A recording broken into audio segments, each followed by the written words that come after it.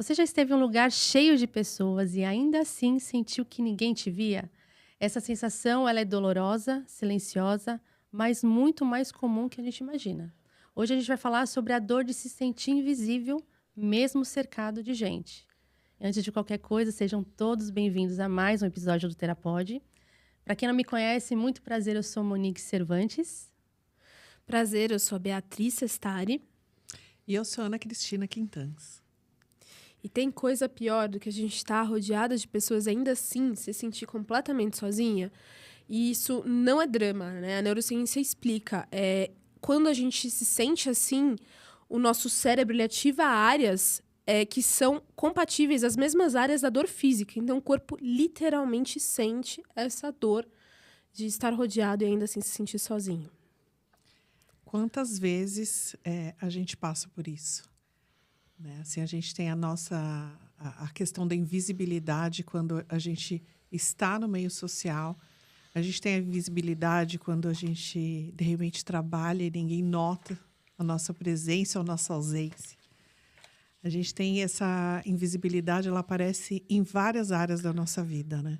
Esse é um item muito forte, né, de se falar, porque ativa muito a questão do pertencimento, né, de você não ser visto e A invisibilidade, ela não é frescura, né? Então, esse sentimento de invisibilidade não é frescura. Então, para quem não está passando e sentindo naquele momento, talvez possa até parecer um pouco de frescura, mas é que, como você disse, a pessoa sofre, né?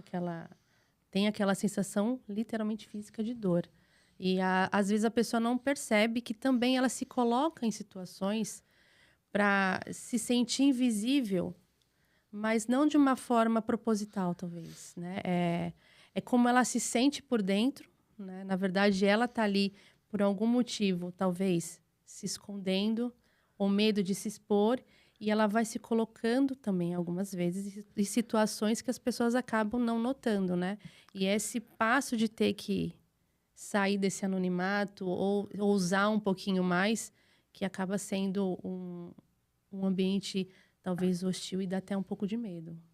Quando você traz isso, né, da pessoa se colocar nesses lugares, a gente começa a perceber o que está por trás disso tudo, né?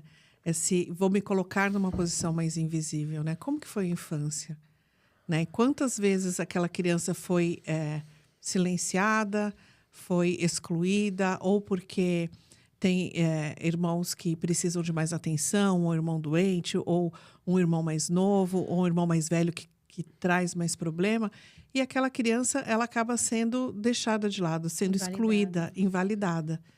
E aí ela cresce entendendo que aquele espaço que ela tem, o espaço da invisibilidade, eu tenho que passar despercebido. Ninguém presta atenção em mim. Então, ela acaba se colocando nessas situações e permanecendo nesse anonimato. E entra na questão do pertencimento, né? Isso. Que eu não pertenço a lugar nenhum. Então, isso reforça o fato de você não se sentir pertencendo a uma família, a um grupo de amigos, a um grupo social, enfim, né? Porque talvez ideias diferentes faz com que reforça esse padrão do se manter invisível, né? Então, a pessoa... E aí ela invalida também, uma coisa vai puxando a outra, ela invalida as próprias sensações, as próprias características, porque eu sou tão diferente de todo mundo, né? E aí ela talvez entra nesse ciclo de culpa, de ser diferente, não se sentir pertencendo, e aí se sente sozinha, e aí isso só vai entrando no ciclo vicioso cada vez mais intenso. E esse espaço também de invisibilidade, por mais que seja doloroso, é um espaço conhecido, como a gente já falou aqui outras vezes, né? Entre aspas, seguro, porque ele já conhece ali o que é, incomoda, né? Mas é conhecido, então a pessoa tem um pouco de dificuldade de sair ou de achar até meios de como sair disso, mas também é um pouco de proteção, de não se expor, de não ousar, né? De não se mostrar. Então, como a Ana também falou, dessa invalidação, provavelmente, né? A gente não pode falar tudo, mas muito provável que tenha várias questões de invalidação ali desde a infância, né? Isso, imagina a pessoa trazendo isso para o mercado de trabalho, ela já trabalhando, e aí tem um estudo também que fala que os colaboradores que se sentem invisíveis eles têm 26% a menos de engajamento, né? Então, o quanto vai refletindo não só no meio social, mas no desenvolvimento profissional. Talvez a pessoa aqui, você que esteja nos assistindo, pode acabar se sentindo, em alguns pontos aqui, conseguindo se identificar, mas talvez aí no trabalho você sente que não é visto, ou se eu faltar, ninguém vai perceber a minha falta, vai notar a minha falta, né? Talvez seja pontos aí que você precisa trabalhar, que estão um pouquinho mais para trás, que estejam Eu ia falar sobre isso, né? Que aí a gente entra na nossa área, né? Para investigar onde que essa pessoa foi negligenciada ou foi calada, né? E quando a gente fala da hipnose, a gente traz essa busca, a gente faz os processos de regressões, a gente vai voltando no tempo e vai buscando isso na adolescência, na infância e, por que não, muitas vezes na vida intrauterina. Porque quantas crianças que se sentem ameaçadas por palavras que são ditas durante a gestação, de falar assim, nossa, você engravidou, por quê? Né? Vai acabar com a sua vida. Tira essa criança. Esse não é o momento.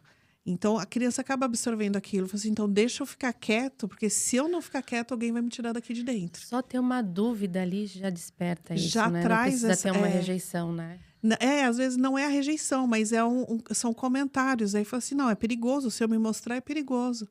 Então, de repente, aquela pessoa que traz esse tipo de comportamento, ela já vem sendo invisível desde criança. Aquela criança que nunca aparece, que passa despercebido na escolinha, que não tem muitos amigos.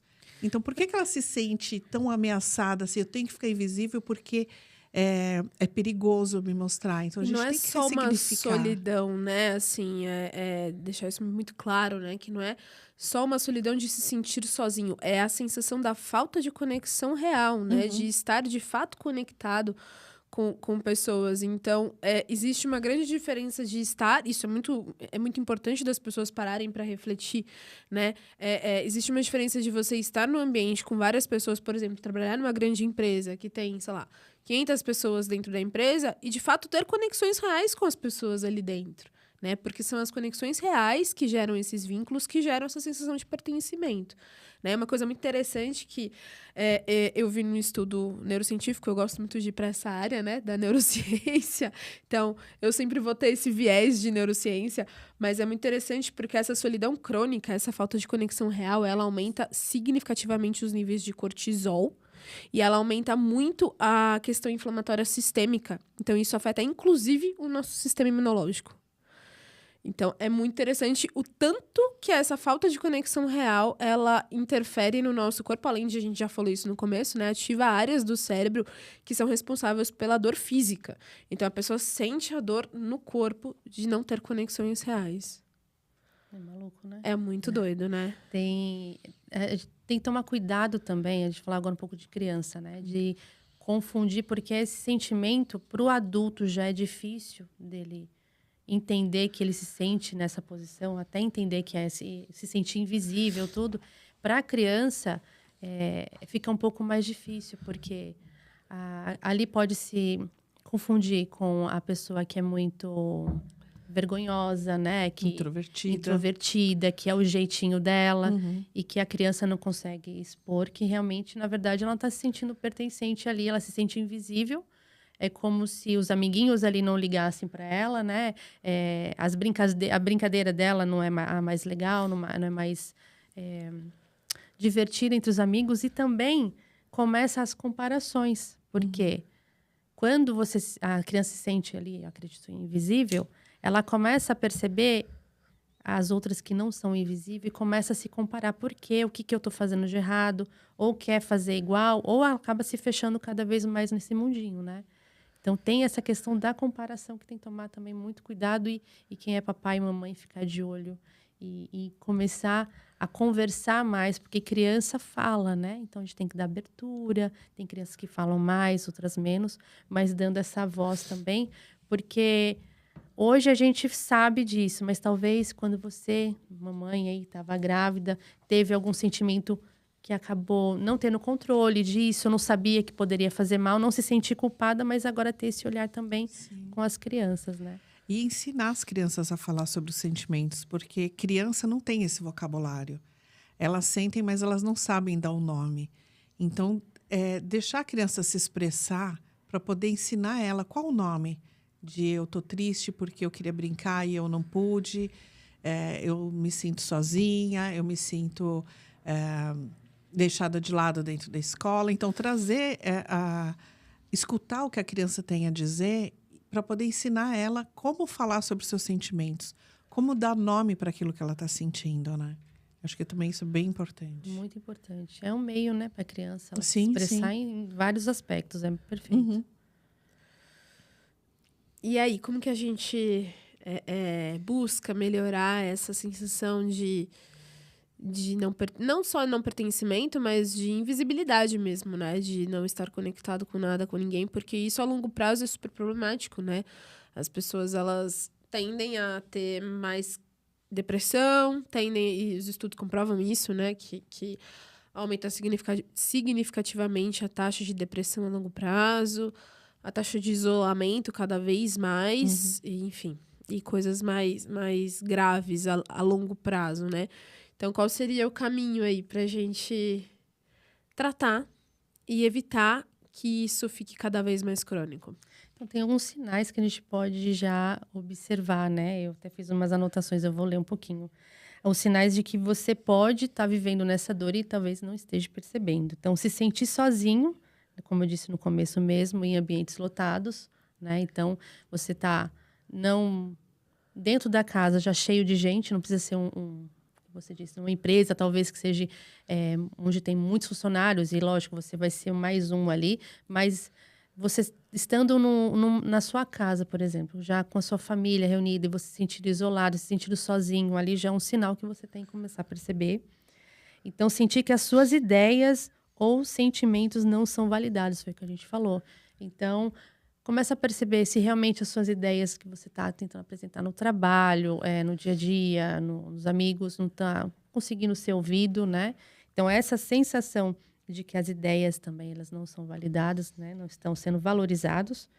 E o isolamento interno e relutância em se expor, que foi o que eu falei naquela hora, né? Então, a pessoa já sabe que aquele cantinho ali é conhecido, então ela vai cada vez mais se fechar o ato de se expor fica cada vez mais difícil e mais doloroso. Então, já é um sinal. E o quarto é ansiedade ou tristeza silenciosa, sem causa aparente. Então, aquela tristeza que começa já a bater, que você não sabe de onde veio, para onde vai, né? Não tem um nome, mas a gente sabe que começa a fazer as perguntinhas, elas vão fofocando de onde está vindo, mas são alguns, né, de vários sinais que a gente pode aí de apresentar para vocês para começarem já a acender o sinal de alerta. Aí, é isso. Quando você fala do isolamento, principalmente acho que dentro do mundo corporativo, né, quando a pessoa se sente tão invisível ali dentro, no lugar de conforto, que é não posso ser vista, deixa eu ficar quieta, com baixa produtividade, porque ela não pode se expor, então ela não pode ser a melhor. Mas ela também não pode ser a pior, porque também vai chamar atenção. E naquele momento em que a pessoa começa a ser percebida e começa a ser demandada de fala mais, né? Faça uma apresentação, fale sobre o seu trabalho.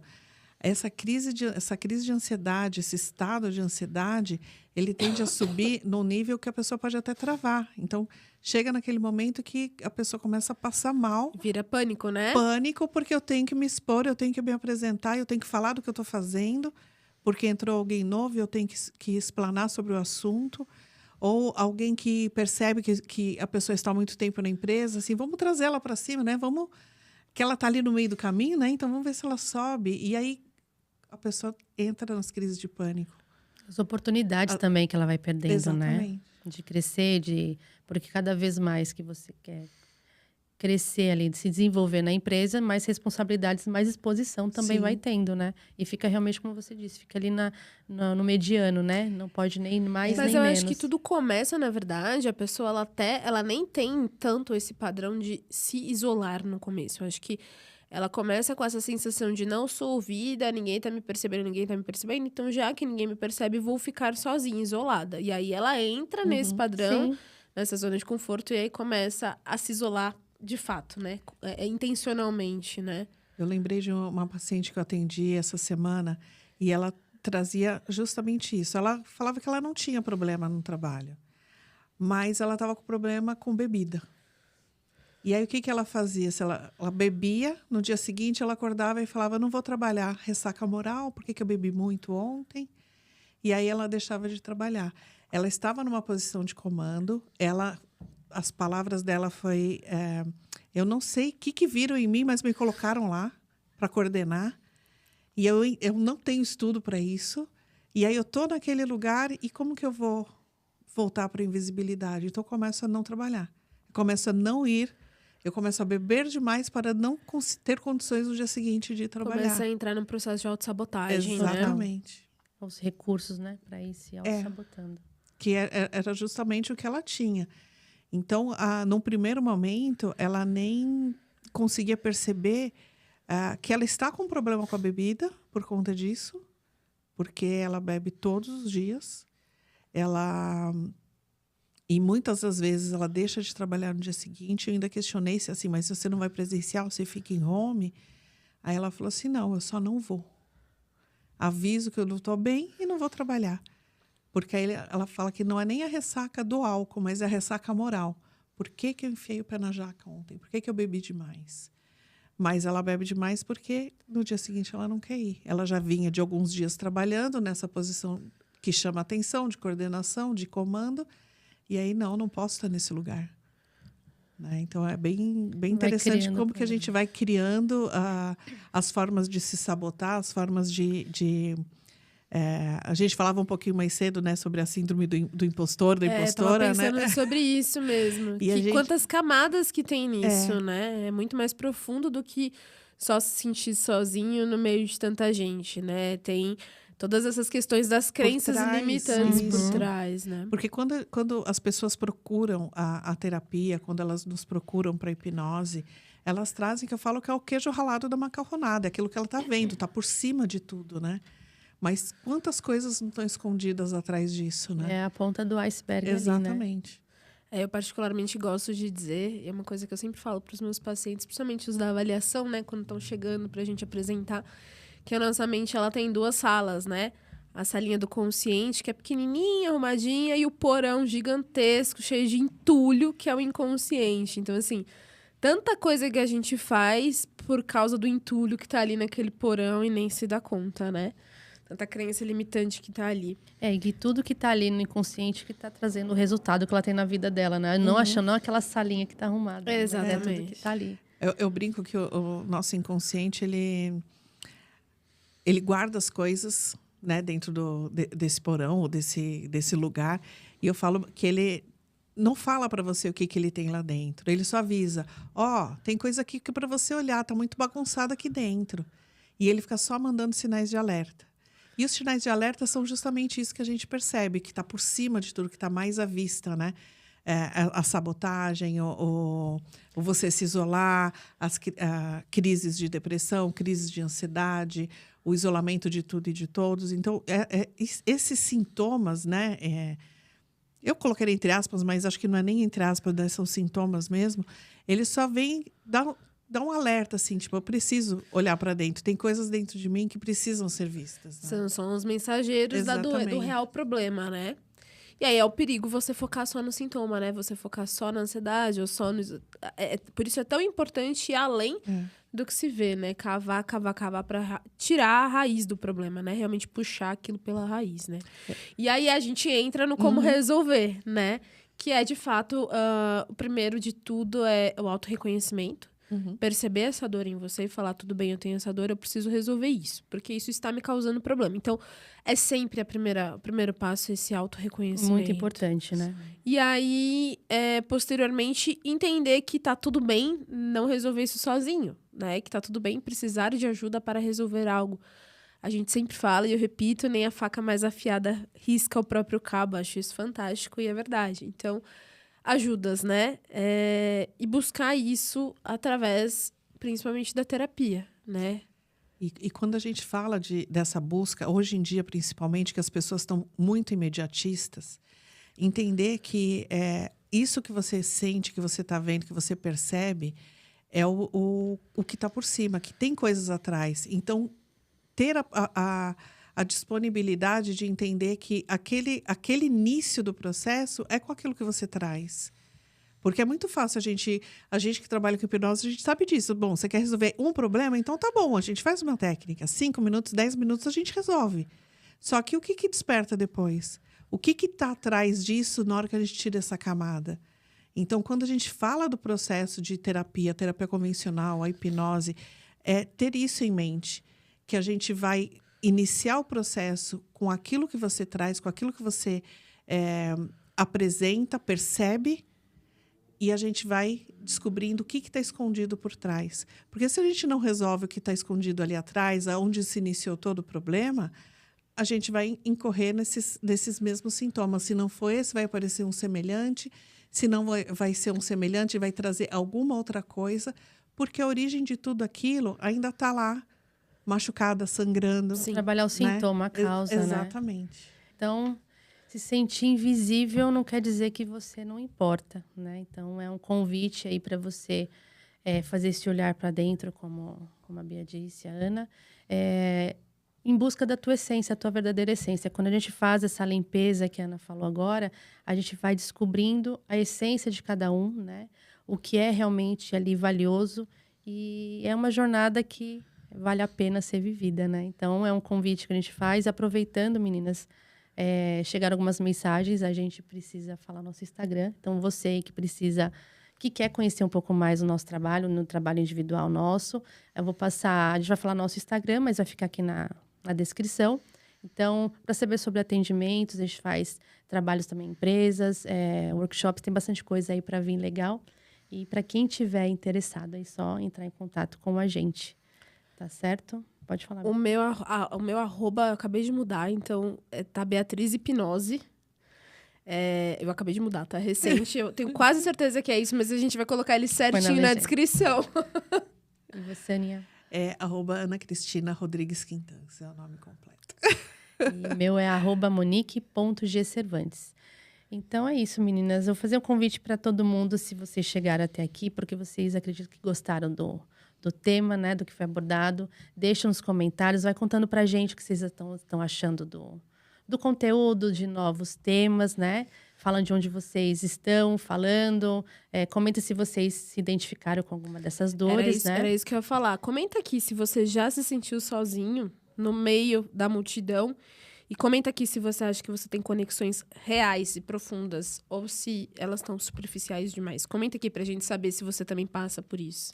Além dos comentários, deixa seu like, compartilhe com as pessoas que você sinta ou perceba que vai ajudar esse assunto. E segue a gente. Se inscreva no canal para não perder as notificações quando sair. Isso, ative o sininho. E também vou deixar na descrição aqui o link do Spotify também, que nosso podcast está lá, tá bom? Então é isso, meninas. Muito bom estar aqui com vocês mais uma vez. Obrigada pela atenção vocês e até a próxima. Até a próxima. Até a próxima.